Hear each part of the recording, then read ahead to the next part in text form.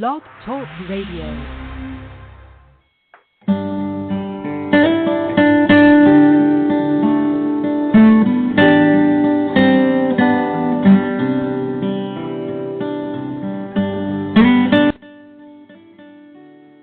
Good afternoon, everyone, and welcome to the show. This is Dr. Jeanette Gallagher, and I am so happy you are with us today.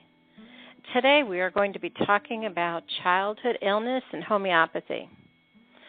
I have so many stories, as you'll be hearing throughout the show. I have 4 kids, and those kids seem to pick up everything and anything, and they always transferred it around to each other, and we were always at the doctor. So I do know what parents are experiencing. And I also have a lot of friends now who are having kids, and they're going to the pediatrician with these sick children, and they're not getting the answers or the medications that they really want or what they believe that is necessary. So they're leaving feeling, I don't know what to do with this kid, and hey, man, something's really up here. So that is where we are going to add homeopathy to a parent's toolkit today. Really think this will be a great show today. I have Dr. Naz with us again, Naz Vasigi.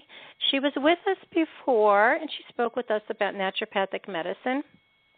Dr. Naz is a naturopathic physician, but she is also an expert in homeopathy, which is very important when you are looking for a remedy with your child, is that you have someone who has used remedies before, who can direct you down that road of what a remedy is, what it can do for you, what it can't do for you, and what to do if it doesn't work.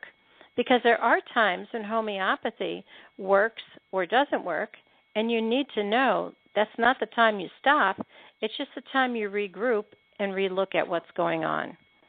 So today we are going to be talking about childhood illness like cold, cough, flu, earache, diaper rash, irritability, temper tantrums. Love that one.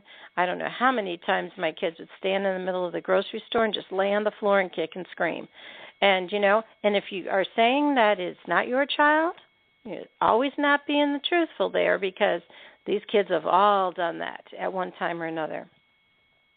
So we'll be talking about how can you just take the edge off? How can you cut some of these symptoms and let the body heal itself? That's what's most important. It's not that when I have a fever, I stop it because it's scaring me, it's going too high. Or if I have an earache, oh, you better stop it because Lord knows the child can't tell you and he may go deaf. Or if they have a sore throat, oh my goodness, he may not be able to eat. I don't know what I'm going to do. What we're really talking about is using homeopathy to help the body heal naturally and help the child still be able to function day to day and take away a little bit of these symptoms. So today, I'd like to welcome to the show Dr. Naz. Dr. Naz, welcome, and thank you so much for being with us again.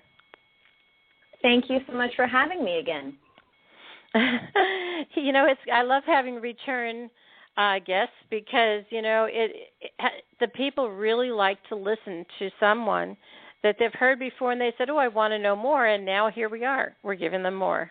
We're going to talk about in-depth in homeopathy today, and I think that's really, to most people, it's a word that I don't even know what you're talking about, and their brain shuts off right there. Don't you think so? Yeah, definitely.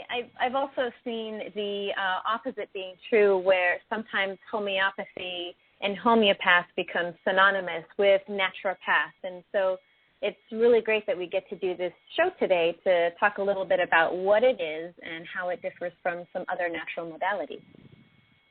And I think it's really important, too, for parents to say, this is not something you have to be afraid of, because as we will be discussing throughout the show, is that homeopathy is not this poison or drug or drastic treatment that you're giving to a child and you're saying, oh, my goodness, what's going to happen, right?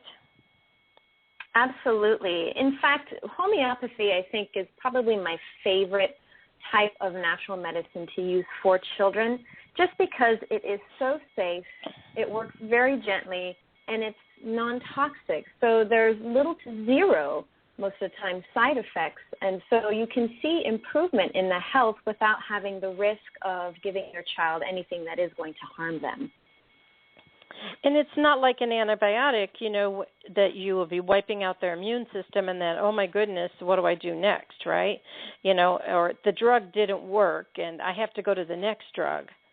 I think homeopathy is so much simpler and easily if you use it right in the beginning of an illness too, don't you think?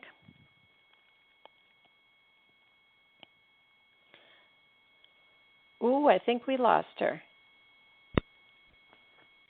Yes, we did. We lost Dr. Naz. So 1 second, she'll be calling us right back in. So when we were talking about homeopathy has been around for decades and decades, actually centuries, because when you use homeopathy, it is also the method by which older physicians were able to help the children and the adults, and they were using this hundreds and hundreds of years ago. So, Dr. Naz, are you back with us? I am. I got cut off. Wasn't there that interesting? Yes. Okay, so what we were saying was about, when you give an antibiotic and it blows out their immune system. And so if you could tell us a little, homeopathy, it's pellets and it's drops. What does that mean? What is its actual essence? So basically, homeopathy is a holistic approach to healing. So it looks at an individual as a whole rather than just as one individual symptom. And so what that means is it works on both the physical, mental, and emotional state of a person to help assist the body's natural tendency to heal itself. So we all have this, innate ability to heal. It's very oftentimes seen when you have a paper cut. At the time, it's very painful and it stings.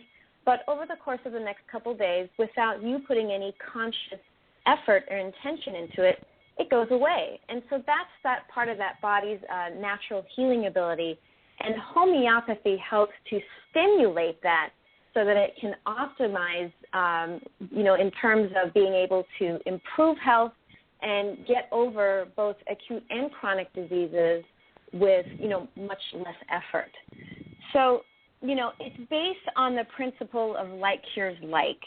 And basically what that means is that a disease can be cured by a substance that produces similar symptoms in a healthy person. So, for instance, a healthy person can drink, let's say, 4 or 5 cups of coffee, for example.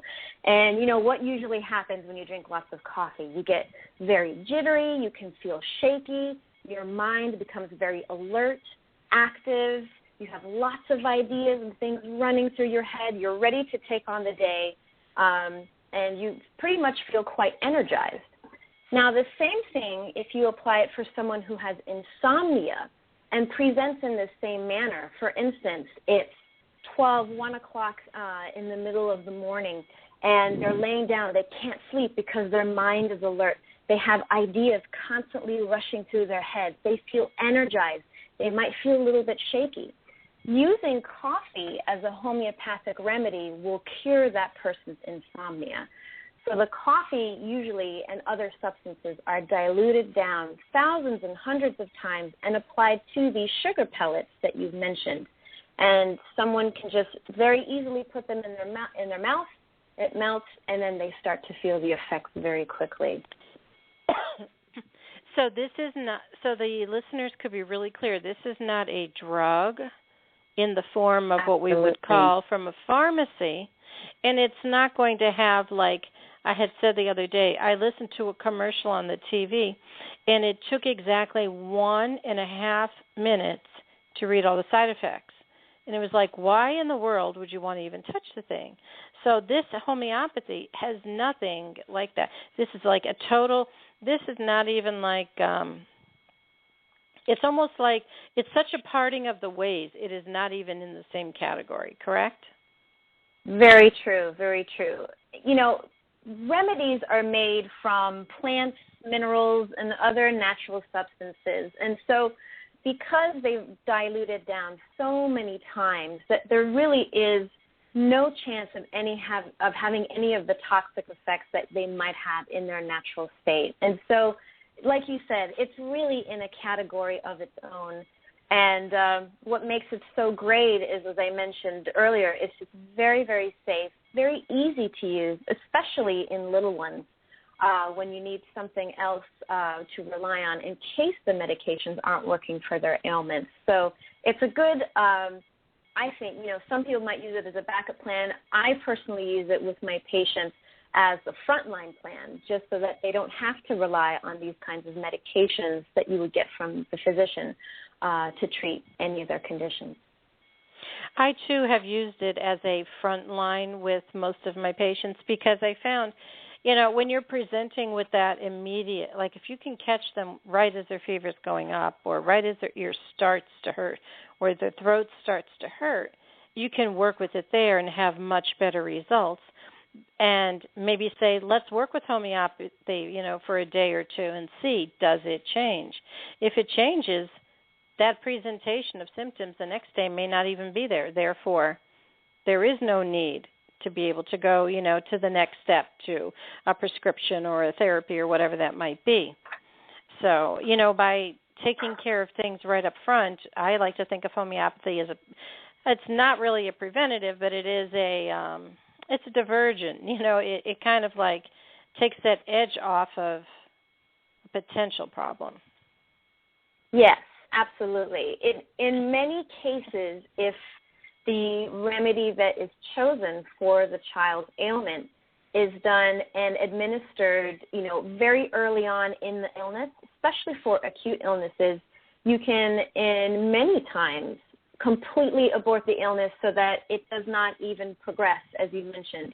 I remember kind of same thing happened with me years ago, and there was the swine flu that was going around, and everyone was making, quite a ruckus about how serious this flu was. And there were quite a few colleagues that I was working with at the school where I was teaching at who started to come down with it, and it was spreading, like wildfire. And I remember I started to feel the symptoms of the flu kind of coming on in its very early stages, kind of nondescript. And I immediately called my homeopath, and she said, you know what, let's give you the remedy, for your symptoms. I was able to take it, and the next day I felt like $1 million. And so I completely bypassed getting the flu because I was able to take it, quite early on in the progression of the illness. So let's talk about, if we're giving children these remedies, the safety factor. The safety factor is if I have these in the house and my child eats all of them, what's going to happen? Or I'm just purchasing these at the health food store or one of these big chain health stores. What is the safety factor? It's very, very safe. There is no way that a child will be able to find a homeopathic remedy vial with the pellets and actually overdose on them. That's the really great thing about having homeopathic remedies in your house, is that there's no way that the child can be harmed from taking a large amount. And again, that comes down to the fact that it's been diluted down thousands and thousands of times.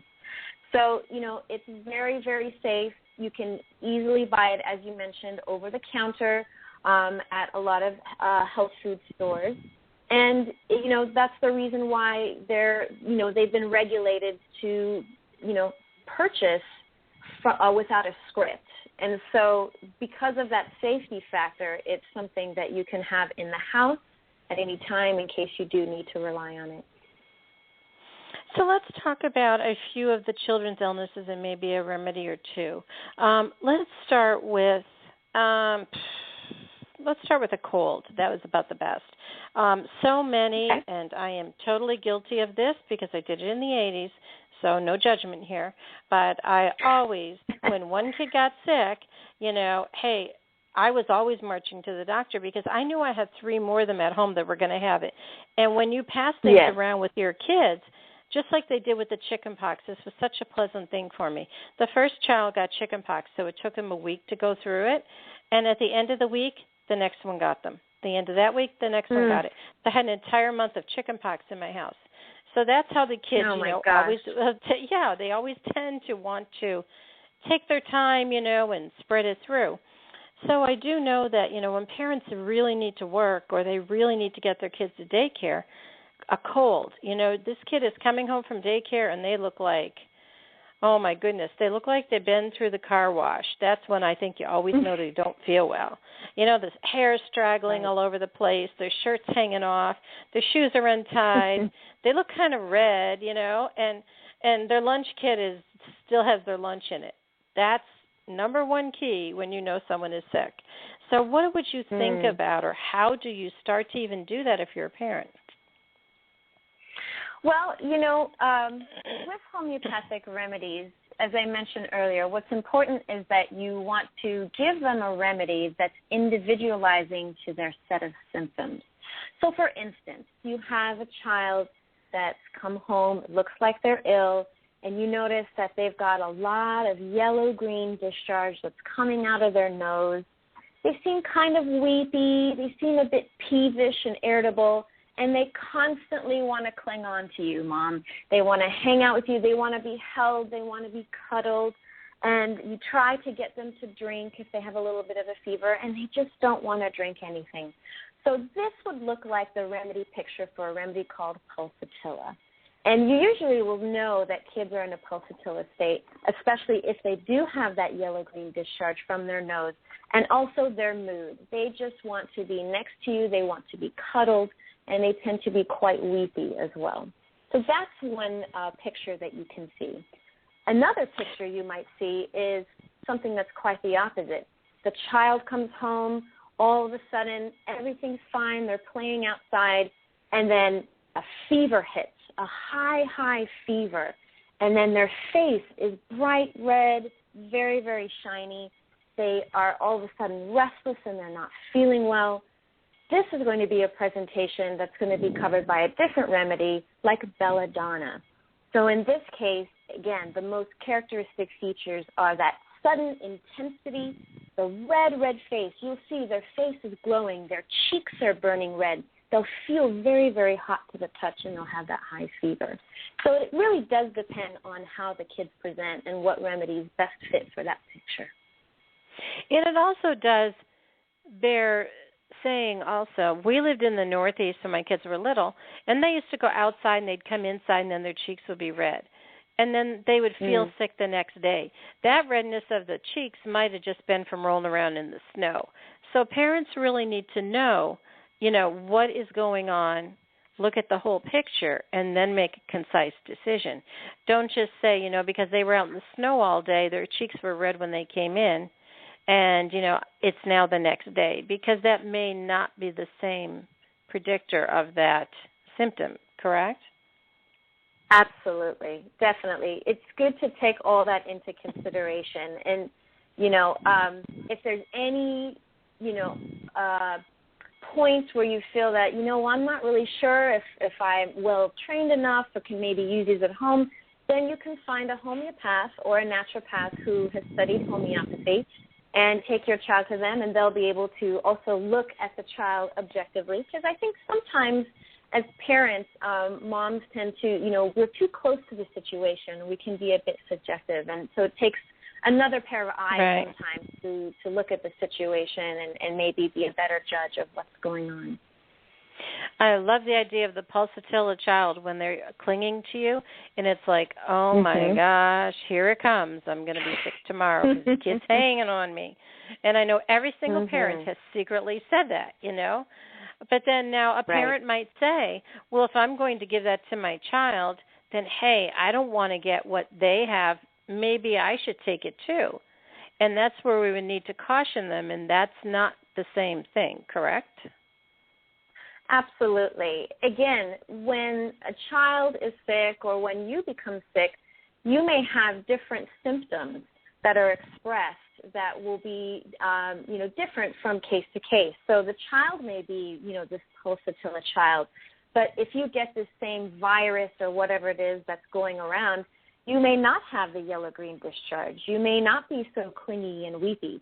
You actually might have something that's going to look a little bit different. Maybe you have a sore throat with, pain on one side more than the other, or something to that effect. So it's always important to know that one remedy may not necessarily be the best thing to give to all the children in the house or the other parents in the house for preventative measures, because, the expression of that disease may be different in each one. And also, just as antibiotics, you don't just randomly go around and give them because you don't want the other kids to get sick. It's the same thing with homeopathic remedies. You don't just randomly, if one child's taking it, go around and give it to everybody. You're just giving it when the symptoms occur. And this Correct. is, I think I always try to tell people is that homeopathy is a symptom-based. It's a symptom, so it's a cause and effect, We're going around this circle versus saying I'm going to give it to you to stop that right there. That's really not what homeopathy is, because we aren't stopping it. We are encouraging it just to heal in our body, correct? Absolutely. The only time I've seen people who might present with an illness and the same remedy is given is for very, very highly infectious diseases. So things that tend to occur in like an epidemic, something that sweeps the nation. It's a very, very strong disease, and then you'll see that most people, a majority, may need the same remedy. But with little sort of things like coughs and colds and, strep throats and things like that, those tend to be expressed differently in each person, and so they will need their own individual remedy. So as you're talking about like an epidemic type, or let's say everybody, it seems like in the whole city, is sick with the same flu, giving everybody the same, as a parent you might say, but they look all the same to me, let's all take the same remedy. We're really not going to be doing harm to the child either, which is really important with homeopathy, correct? But would you say that? Yes, if you do give the remedy to the child and you're not sure if it's the best remedy that's going to help them get better faster, there is no harm in that. In most individuals, and I say most, it's usually 99% of individuals, if you give them a remedy and it's not the best remedy for them, nothing will happen.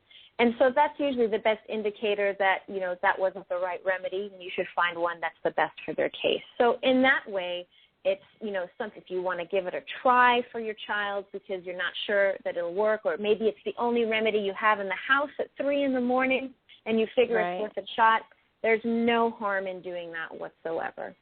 So it's not like we're giving them a drug where we think it's going to work, but it ends up making something else wrong. Like let's say we give them something for their headache and then it makes them throw up, or we give them something for their ear and now they end up with a sore throat. So these remedies, you can still be able to give it. It just may or may not be the right one, but you can give it if you have it in the house.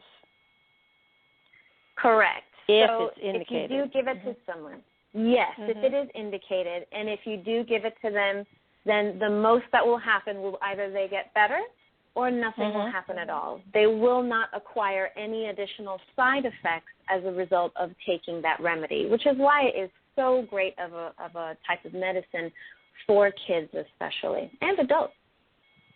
Well, let's talk about if I give you a remedy and you're my child, and let's say you have a very bad sore throat and a high fever, and I give you a remedy, and you wait, and then you look at them the next day, and definitely things have changed, but it's totally not gone. Homeopathy is sometimes you can give one remedy and it will clear the case, but there's many times, too, where that may just be one time to clear those few symptoms, and the next day or the next week you may have to give another remedy to be able to totally clear it.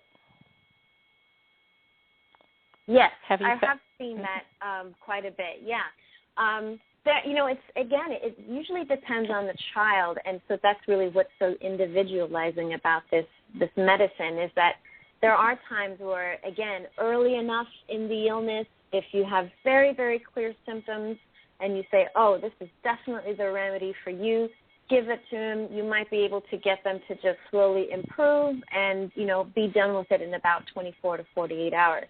But sometimes, diseases can also occur in phases, especially acute ones, where you have sort of like those beginning symptoms, like you mentioned. The child comes home and their hair's all over the place and they haven't eaten, something what's called the prodrome, right. Which is the very beginning.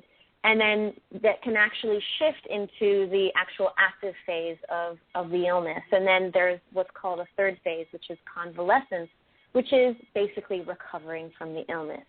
So there may be times, depending on the illness and the child, that you will give them one remedy, and, over the course of the next day or so, you notice that some symptoms start to improve or go away, but then other symptoms will pop up and become more prominent, which you might see with people who start out with a sore throat or runny nose.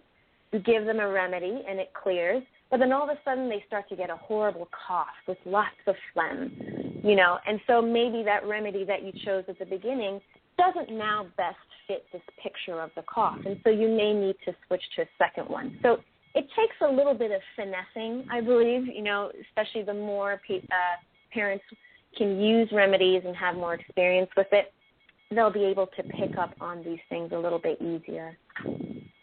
And this is not unique. This, what we're talking about in homeopathy, about one, maybe two, or maybe even three remedies for a certain event, health crisis event, because even when you have a prescription, let's say you go to the doctor because you really feel lousy today and you really think you're getting that prescription for your cold, well, you go through that prescription for the end of the week, and then next week it's like you have a whole bunch more symptoms.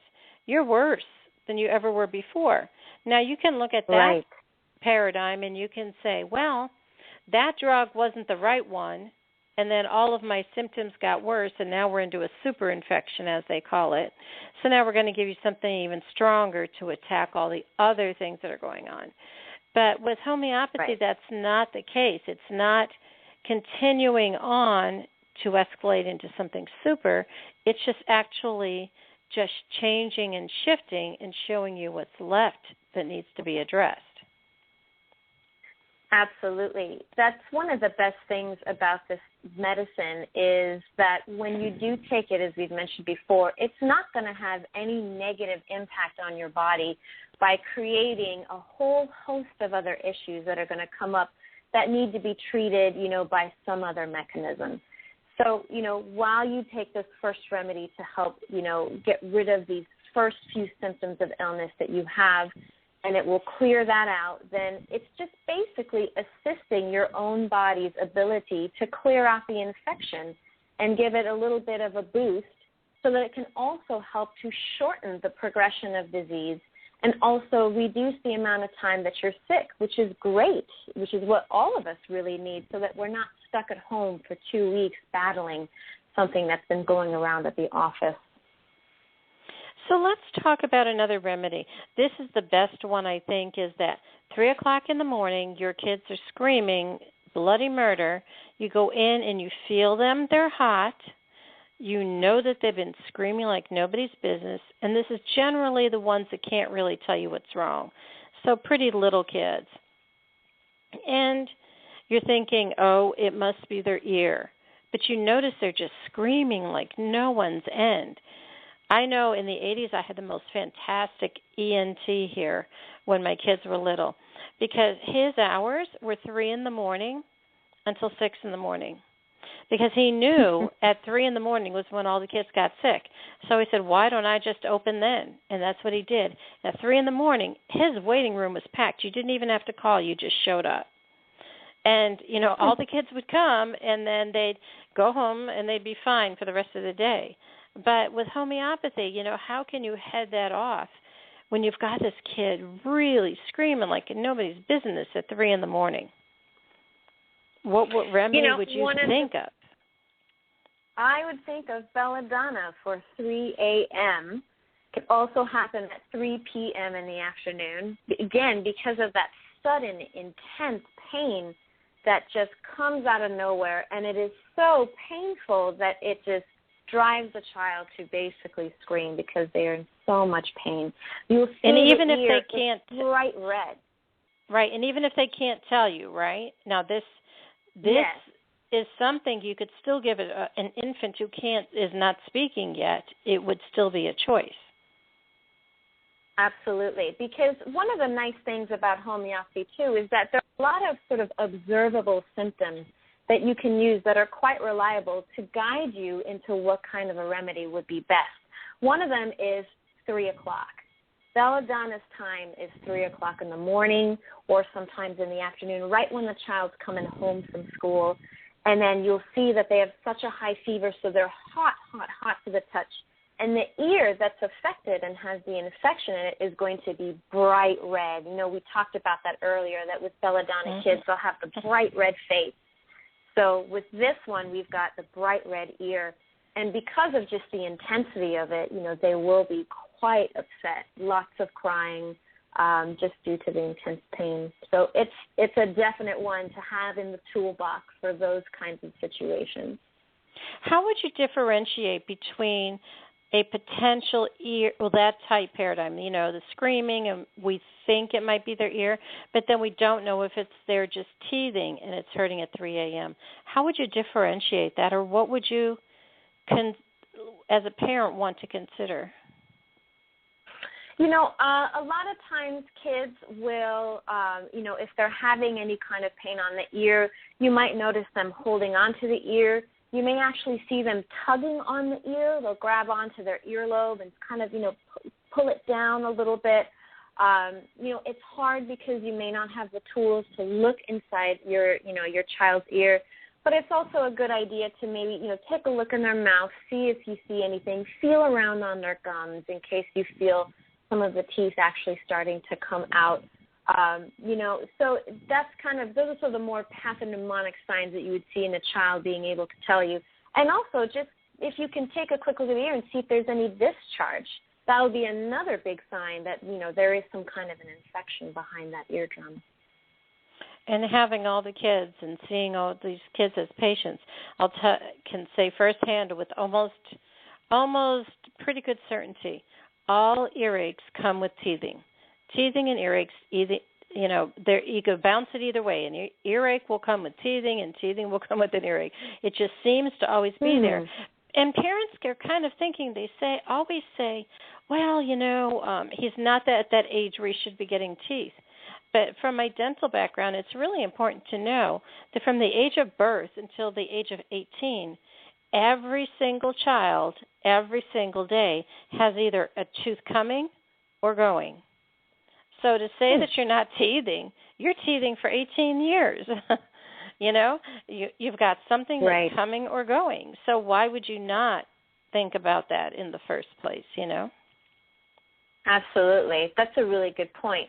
Well, you know, if you do have someone that you know, like a child that you feel is teething and they've got some ear infections, another really good remedy to consider specifically for teething is chamomile. So chamomile, as most of you know, is a very, very pretty flower. Sometimes you'll see it in the natural food store. You can see chamomile tea. And the reason why a lot of people drink chamomile tea is because it's very calming and soothing. So chamomile is one of the best homeopathic remedies, and I think probably I would say the best, is what I've seen in my practice, to calm down an irritable child who's, you know, constantly peevish. They've got a lot of pain along, you know, with areas where they're teething. You might see that their cheeks are glowing.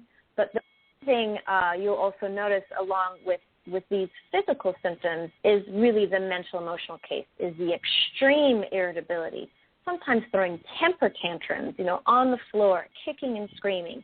And that's when you know you've definitely got a chamomile baby. Aren't they so much fun? I just love when they sit down in front of you and, you know, and they come in the office and they're kicking the wall, you know, or you'll tell them to sit down on the chair and they'll sit on the floor and kick the chair. Right. It is so much fun when they don't feel well, you know. Yes. Goodness. Yes. So let's talk about mosquito bites and bee bites. I think that is so profound these days because I live in the South, and these mosquitoes, they don't ever go away. I think sometimes, you know, in the summer they're as big as dogs, we call them, And in the winter, they're just like, we call them like these, like they do in Florida, like no-see-ums. You don't really see them. They're so small because they're baby ones. But, boy, 5 minutes outside getting from the house to the car with the car door open, and you can have kids bitten up like nobody's business. So really it's important to have something because, you know, the kids, they've been scratching like crazy, and a lot of kids go to daycare and stuff. And now with such a high incidence of staph infections coming up, it's really easy to have a bigger infection from just a simple mosquito bite anymore. Mm-hmm. So what would you choose, you know, to be able to look at that for bites? Definitely. So one of our top remedies for bites, whether it's from mosquitoes, ants, or even bee stings, is a remedy called Apis. And so what you'll notice with this remedy is that after the child has been bitten or stung, you will see that the area where they have the bite is raised. It's going to be red, a little bit shiny, and it's going to be much, much better with cold application. So children will say that, oh, you know, it's so itchy, but if you put a cold pack or a little bit of an ice pack on it, they will feel much, much better. So this is one of the best remedies that you can give your child to help reduce swelling, take away the itching, and also just, you know, get the healing path on, you know, the right track to getting that bite and all of the things out of its system. Another one I would consider also is one called Ledum. That one is specifically more for puncture wound type bites, so ones that are, you know, quite even around, and that's usually the other top remedy I would consider along with Apis, but they work like a charm. Is either one of those a better choice for a parent if the itching is like just, when you itch it, it just gets bigger and bigger and bigger? Then I would say Apis would be the better choice in that sense, just because it really addresses a lot of the swelling and everything addressed with that. I would tell kids, and I remember saying this to my own kids at one point, well, you know, we just have to make a remedy out of sugar because mosquitoes just love to come and get your sugar, because that's how the Southerners speak, you know. Kids are all made of sugar in the South, you know. So we figured if we made one out of sugar, the mosquitoes wouldn't come get us anymore. So that was their way of thinking. It's a brilliant idea. Yeah, really. We had gone to a festival recently, and they had the raw sugar cane, and you know, people get it and they just chew it. That's just as it is, you know, but it's not processed or anything, and it's very common. So we were just laughing about that with the kids again, you know. So let's talk about sore throat. We'll talk about sore throat, and then we're going to talk about flu. We have about 15 more minutes. Sore throat is very profound when they're bringing that lunch kit home and it's like nothing's going down. Right. So what I've seen with sore throats, probably, you know, one of the couple of top remedies that I see is, one of them is called lycopodium. And so in this instance, you know you have a lycopodium sore throat because the child will swallow, whether it's drinks or their own saliva, and they will notice that the right side of their throat hurts. And if they drink warm drinks, that pain will start to feel better. Those are usually the typical signs of a lycopodium sore throat. Another one that you might want to use is something called phytolacca. So phytolacca sore throats are ones that usually present with lots of swelling of the lymph nodes underneath the jaw. They tend to be really large and a little bit rubbery. And when you see that, then that's definitely one that you should consider. And the third one I'll just toss into the hat. Oh, I'm sorry. Go ahead. What about which one would you look at more so? Because as you have infants, you say they're not breastfeeding, because that's, you know, mothers are like, they're not breastfeeding, they're pulling away and it's coming out of their mouth and it's not going down. They think the child has a sore throat. That's a good question. I haven't seen any children, you know, infants in terms of my practice with sore throats. I've kind of luckily dodged that bomb. So if you have seen that, then I would love to know what your choice is. Well, let's talk about your third one first. Maybe that'll... My third one is one called lachesis. And so what you'll see in this presentation is the pain will be on the left side of the throat when they swallow, and it's much better from cold drinks. And so you'll know that there's a difference between lycopodium and lachesis due to size, and then what kind of temperature drinks will help make the pain feel better. I think, with mostly the breastfeeding ones, you just have to take a step back and wait and see what happens. Because if your child is not breastfeeding, I say don't keep forcing it on them. Because if they aren't swallowing, give it a little bit time. And then what you'll notice is that sometimes that little symptoms of belladonna start to come up. Their face starts to get red. They start to get overheated. Yes. They start to feel kind of strange. But they may have a sore throat, but if you don't know which one of the sore throat remedies to give, or you don't know if they have a sore throat, giving that belladonna first and then waiting and see what happens. Take a step back. Because I have spoken to parents all the time about this, and it's really, really important in choosing a remedy or knowing what's wrong with your child is if your child is not eating, you can wait a little while. How long can your child go without eating? Believe me, they can go all day and all night without eating, and it's not going to be a critical risk. It's the next day when you're looking at it, So don't over-panic. Or if their fever's going up and it's 101, it's 102. Is 102.5, are they going to have a seizure? Are they going to die? Probably not, but you do need to step back and look at it and take your time. And you may give them the remedy for what you think and then see what else presents. So if someone's afraid of swelling with the mosquito bite, give the Apis. If you're not sure, give the Leadum, whichever you need to give, Or if they're just screaming and you have no clue what the heck is wrong with them, just give the belladonna and step back and wait and see. Because kids have time, There's not much that's going to happen critically in that first few hours if you sit and wait.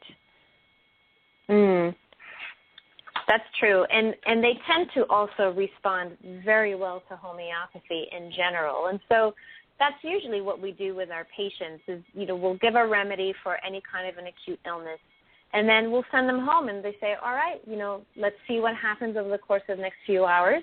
Give me a call tomorrow. We'll assess what's happening after about 12 or so hours and then go from there. Right, because, we get so anxious and so fearful when it's children. We think, what if I did something wrong? And homeopathy is so benign and it's just not dangerous. It has no side effects. Just give it, be calm about it, and step back, and then just wait. Because if something else is really seriously wrong, it's going to be there no matter what, and then you can go the next step. It's not like I have to call up poison control because my kid, I gave them a remedy and it didn't work and they're still screaming, It's like just to not have so much fear around giving these remedies, because these remedies are so safe. And there are tons and tons of books out there where patients, and parents can find out about homeopathic remedies and be able to find out these remedies Dr. Naz and I have been speaking about. Look them up. Say, hey, she said that. Oh, I remember that. And just make a little tiny chart on your refrigerator, for the babysitter. Here's 5 remedies. If this happens, do this. If this, and because by then you'll be home, and not be afraid of it. I think we really, you and I are emphasizing how much not to be afraid of it and take a chance, Yes, absolutely. Just because it is so safe in general, and as I mentioned before, there are no side effects. It works very gently in the body, so it's not going to present a massive shock like some other actually prescription drugs might do because it's affecting so many other systems. But with homeopathy, the goal is always to help stimulate that natural ability to heal, to make it optimal, and to make sure that it can heal everything effectively and also in a nice, timely manner. Let's talk about flu as our last remedy, because flu can be I almost call it the kitchen sink, you know. It's got everything and anything that's going to go on, it's going to go on. All the way down to your toes hurting to the top of your head exploding, you know. Take your choice. Yes. That's going to be flu, you know. And how do toddlers or babies or little kids tell you? They're like, get out of my way, you know. And they throw up. Their ears are exploding, their nose, their head, their eyes, diarrhea. I mean, every system is on warfare. So what would you recommend, you know, that parents start to look at with the flu? So this is, again, going to be one of those more observational, especially for the little ones who can't tell you what's going on with them. So, for instance, you might have a child who just looks like they are completely exhausted and they are laying still. You have them maybe come into the kitchen to maybe have a drink or something. They can't even sit up straight in their chair. They are practically almost lying down. Their head looks like it's too heavy for their body as it's hanging down. Their eyelids look droopy. They look like they're constantly half closed. They're completely lethargic. They just like to be lying down somewhere in a room away from everybody. This is the flu picture of a remedy called gelsemium. And what you'll notice with these kids is exactly what I described in terms of extreme lethargy. Their head is heavy. You'll see that they'll try to kind of keep their head up with their hands, but they just can't. And they just want to be left alone in the world. Versus another type of flu remedy, which is actually going to be extremely restless. So this child you might see is constantly shifting and moving in their bed. They're moaning because they have pains that cause them to want to constantly move around. But even though they keep fidgeting and moving, they don't feel any better. So in these kinds of instances, then you might want to think of a remedy called Rough Tox or Eupatorium, where you'll see this great restlessness because of the intense bone pains and sort of, you know, muscle pains that you'll feel with the flu. And you'll see a very, very different symptom picture between these two and gelsemium just by being able to watch them. You know, I think as adults, I always think of Eupatorium. And when they say to me, everything hurts down to my fingernails, you know? And when it's like, okay, your fingernails are hurting, okay. So that just means like there's just, everything is just on fire. I'm just not doing good. And we also should touch on that too, that these remedies can also be used in adults. Yes.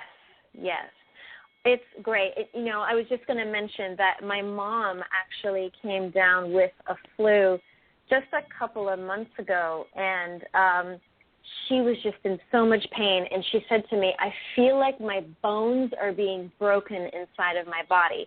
And I knew Eupatorium was the remedy right there because of this what's called bone-breaking pain.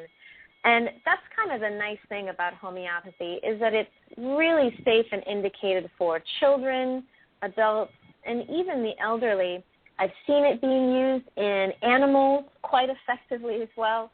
So it can be used across the board and, you know, not only for acute illnesses like we've talked about today, but also for chronic illnesses that a lot of prescription medications just don't do a good job of helping those improve. And also, too, you can take homeopathy with a prescription drug if you're on prescription drugs. Yes? No? That's correct. Yes, that is absolutely correct because there is no interaction with the homeopathic medicine along with the prescription medication. And what's nice about homeopathy is that you can also use it in conjunction with other types of natural remedies as well. So herbs, nutrition, and things like that. They can all work together, and there's no interference between the remedy and the other medications that you may be taking. So that makes it even a better choice for helping diseases and stopping the progression of them. Especially, you know, with kids with earaches and they're screaming like nobody's business. When you go to the doctor and he's looking at your kid's ears, and this kid is even screaming even more, which you didn't know he could possibly do. And then you get a prescription for an antibiotic and you go home, and what does the kid do? Scream even more. So for like the next 24 to 36 hours until that thing takes hold, that's all your child is going to do is scream. So for 2 days, you've got a screaming child. So why not consider using a homeopathic remedy? Because you could give it to them before you go to the doctor, you can go after the doctor, you can keep doing it until it stops. So we have about 6 minutes left. If we could talk really quick about dosing, because do I give it 1 pellet today and, hey, it's magic, click, click, we're good to go? Or is it, how would I know if I needed to do it again, or the next day, or the next week, or what if this happens again, Because parents get very confused, and we like to make things what I call super simple, because when you have something happen and the kid is screaming, there's nothing in your mind that's going to go off except 3 or 4 words, do this, that's it. Right. So usually what we suggest in my practice is, one of a few things. One, if you have an acute illness and you want to give a remedy, then you need to make sure that you give enough of the remedy to get the momentum going so the body can continue to react to the remedy and use it to get over the acute illness. So usually what we recommend is a few pellets that are placed inside the mouth. They can be put under the tongue and melt there, or the child can just crunch down on them if they wish, whatever.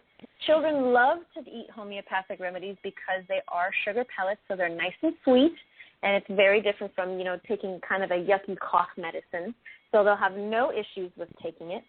And then usually watching the child over the course of a few hours, might want to have them dose, 3 or 4 times a day. In sometimes some more acute situations, I've seen anything up to about every 2 or 3 hours, just to make sure that we have enough of the medicine getting into the body. And then we usually see an increase in health and a lot of decrease in the symptoms by the end of the night or in the next morning when they get up. And so you can gauge how a child's doing usually after a night's full of sleep and getting a good 24 hours or so of the medicine in there. And so to follow up on that, then you can just see how they're doing. If they're improving, you can scale back how many times you give the remedy. If you notice that they're doing well, but then they're not doing so well, maybe you need a different strength of the remedy. So usually you can buy both what's called 6C and 30C potencies at your natural health food store. So there are 2 different strengths that you can use in case one runs out. So what do you say about the 6 and the 30? What would you say, let's say, if the child was totally screaming, would you look at a 30 or a 6? Absolutely 30. So the higher numbers tend to be stronger potencies. Ideally, if you're able to take the child to see a naturopath or a homeopath, they'll probably give you something stronger, like a 200, which is pretty standard for acute. But, considering what we're limited in what we can buy in the natural health food stores, 30 is going to be your best bet to go. The other thing you can do is, if you are really, truly interested in homeopathy, is you can buy what's called a kit, usually online through different vendors, and they'll send you about 30 to 50 remedies in this little kit, and you can choose a potency. So you can choose a 200C strength, and then you can have that on hand. So in the middle of the night when the child wakes up at 3 o'clock in the morning with an earache, you can grab that belladonna and give it to them right then. I think these are really great tips, and we've spoken about so many different things today, because with kids, you cannot keep running to the doctor, because now that the pediatricians are giving less and less antibiotics, they're sending you away with, confusion, no answers. They really don't have anything else in their toolkit. So really, by having homeopathy in a parent's toolkit, they really do have some other things that they were able to do to help children, get through these acute illnesses. I mean, colds come and go, sore throats come and go. Everybody gets them, It's rainy one day, it's cold the next, it's hot, it's, the leaves are falling, whatever the reason is, the symptoms are still the same. So then the symptoms is what guides you to the remedy.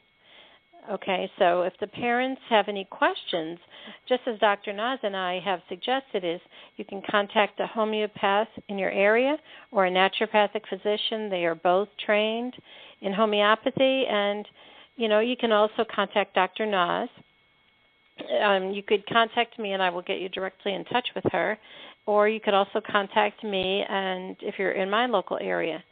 But do ask questions. It's not hard to ask questions. It's saying, hey, I tried that remedy. Oh, and it didn't work. Okay, fine, it didn't work. Tell me why it didn't work. What did you see in the beginning? What did you give? And what did it look like afterwards? And I think sometimes the parents would be astounded that they would say, oh, well, she was crying last night, and I gave her that remedy, and she still cried, but oh, I fell asleep, and she got up today. Oh, well, and then you'd ask them, and you'd say, where is she? Oh, she's back at daycare. So it didn't work, really? Maybe it did.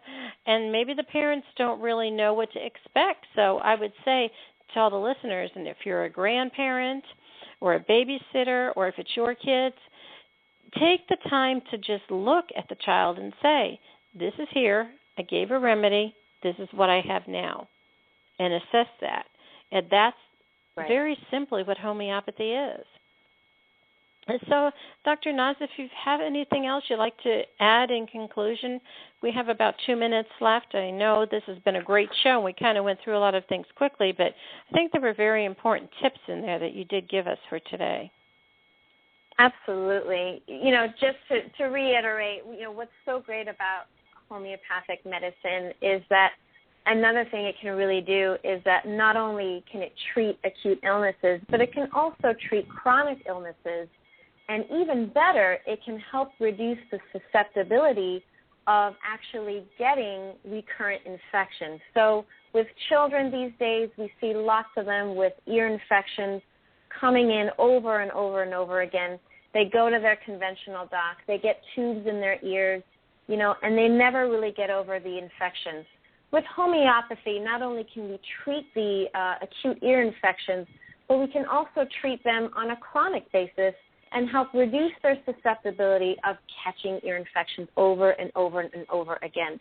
We can do that in children and adults, and that's what makes homeopathy so profound, because it's really having quite a body-wide effect and really optimizing your health. So that's why I love it so. Yeah, and I always like to say, too, that homeopathy is like what you and I would both say is clearing the case. In other words, it's taking care of the situation. It's changing the terrain. It's taking out all of the things that brought that symptom into being. When you go and you get an antibiotic, they're like, make sure you finish your 5 days or your 7 days or whatever, and don't come back with any pills left in your bottle, and make sure you took them at the time I said, because we want to make sure we got all those bugs. That's totally different altogether. Right. Because when you have sometimes a lot of little kids, and they'll say, well, she has an ear infection, in the beginning of September, and then we've got another one in the beginning of October, and now at the end of October, and then now in November, we're going to go get tubes in her ears. Well, and you're blaming the child for having the problem with the ear infections, when really the antibiotic was never the right choice in the first place, because it really did not, it was not what the child needed to clear the situation that was going on in the first place. So that's really kind of a hard thing for a lot of parents to accept or to understand or to be able to comprehend. So I hope the parents will listen to this show, and it'll be in the archives for about 2 years, and everybody that listens, please feel free to share it on their social media. And Dr. Naz, it was really great to have you back here today. Perhaps we'll have you on for another talk in another time, and we'll talk about some remedies for adults. How about that? That sounds fantastic. Thanks so much for having me. Well, thank you so much for being with us. Have a great day. With kids, it's really, really hard, and I know as a parent, to say, oh, my goodness, what am I going to do? And what Dr. Naz and I said is, just take your time, don't worry, check out a few remedies, see what you think you can do, and, it'll be okay. We promise it'll be okay. And, again, if you'd like to contact me, this is Dr. Jeanette Gallagher. My website is outoftheboxhealthcare.com. You can send me an email right there at the Contact Us page, and I'll be more than happy to get you in touch with Dr. Naz or myself to be able to help you with your children's health. So thank you so much for being with us today, and have a great day.